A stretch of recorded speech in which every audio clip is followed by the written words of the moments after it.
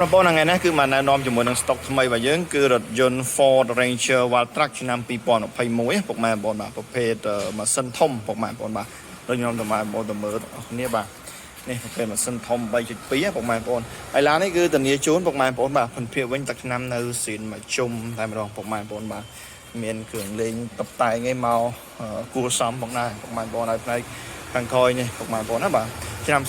021ប្រភេទម៉ាស៊ីនធំប៉ង2កាពីតាពុកម៉ែបងប្អូនណាបាទធានាជូនឲ្យប្រភេទឡានដែលមានប្រវត្តិទុកប៉ះទេពុកម៉ែបងប្អូនបងប្អូនហើយនេះគឺផ្នែកខាងក្នុងពុកម៉ែបងប្អូនណាបាទផ្នែកខាងក្នុងរបស់ឡាន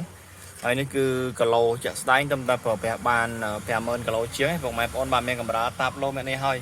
ពុកស្បែកគឺនៅថ្មីបែបហ្នឹងពុកម៉ែបងប្អូនមើលបានបាទគឺនៅថ្មីប៉ុណ្ណឹងគឺ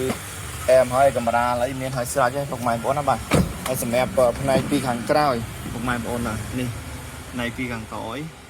បាទគឺនៅថ្មីបែបហ្នឹងមានកម្រាលមានអីដូចគ្នាពុកម៉ែបងប្អូនសម្រាប់ពុកម៉ែបងប្អូនដែលមានដំណងចង់បានជាមួយនឹងរថយន្ត Ford Ranger Wildtrak 021មួយគ្រឿងនេះអាចទំនាក់ទំនងមកខាងបងប្អូនបានចំពោះតម្លៃវិញគឺត្រឹមតែ 38000 ទេពុកម៉ែបងប្អូនណាបាទបងប្អូនទិញយលិសិត3ដបបងប្អូនអាចចាក់ទៅបានអរគុណច្រើន